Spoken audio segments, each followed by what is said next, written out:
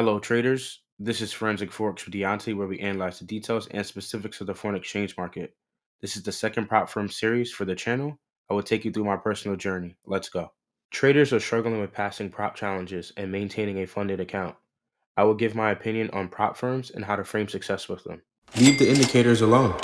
This will be a three-step process, starting with prop firms, top-tier trader, and trading plans. Let's start off with prop firms. One major advantage of trading with a prop firm is the ability to use their capital, shielding your equity from direct risks.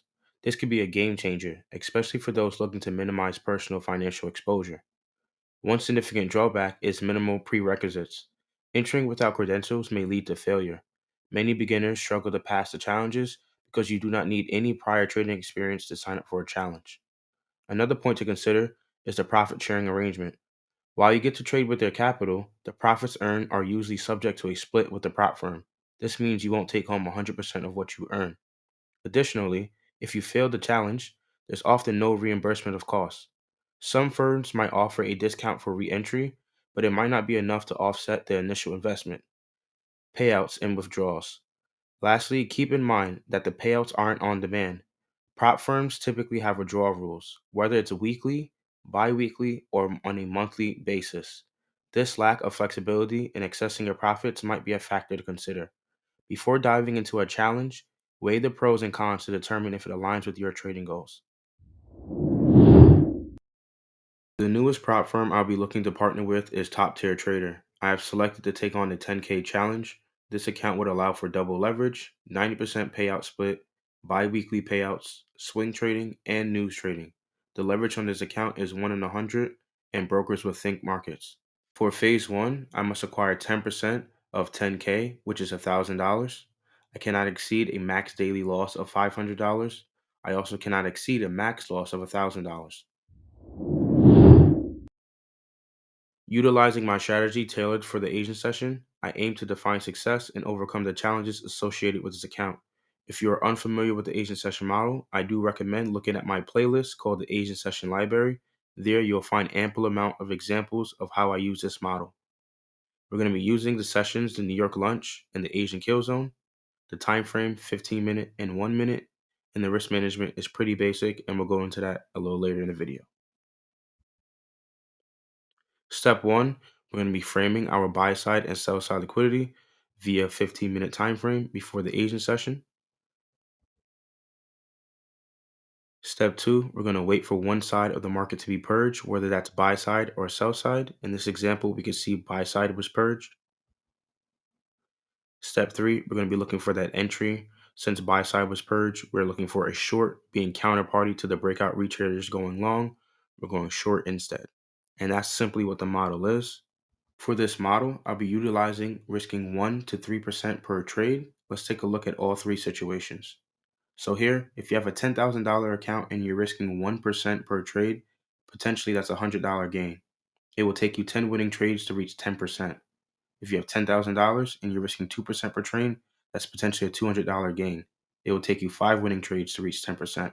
And lastly, if you have $10,000 and you're risking 3% per trade, that would be a gain of $300 potentially. It will take you 4 winning trades to reach 10%. Now, this is a perfect situation, and we know all models are not perfect and not 100% successful. There are going to be moments and times in your strategy or your model where you do take a loser. In those moments you take a loser, you should be reducing your risk by half, waiting until you mitigate those losses, and then putting back on the full risk. Risking 2%, 3%, or even 1% per trade every single time will quickly burn through your equity, and you can see how quickly you will fail a challenge. You need to be able to adjust your risk, reduce it when you take a loss, and then mitigate those losses until you've mitigate all losses. Then you can risk that original risk that you normally take. Before I end, here are some tips I would share with anyone wanting to take a prop challenge. Now, this does not pertain mainly to prop challenges. This pertains to trading in general. Listen up. Do not take this challenge if you do not have a cohesive plan. If you do not have a plan to be successful and to become profitable, do not waste your time in purchasing this challenge account. It's just a waste of time. Take your time when finding trade setups. You are seeking quality trades, not quantity. I'll say that again. Take your time to find trade setups. You are seeking quality, not quantity. You are not seeking to trade 50 times during the day. You're seeking to probably trade 1 to 5 times during the day, and each one of those trades are going to be the best trades you could potentially take. The most ideal situational trades with odds in your favor, the most high probability trading setups you can take. You want that. You want quality, not quantity. Trade when you are not busy.